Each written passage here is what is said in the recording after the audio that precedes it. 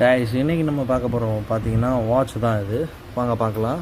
இது apple watch. இது SE 40mm. இது கஸ்டமர் ரொம்ப டேமேஜ் ஆகிடுச்சுன்னு சொல்லியிருந்தாங்க. நம்ம இதை வந்து கஸ்டமருக்கு கிளாஸ் மட்டும் ரீப்ளேஸ் பண்ணி தர போகிறோம்.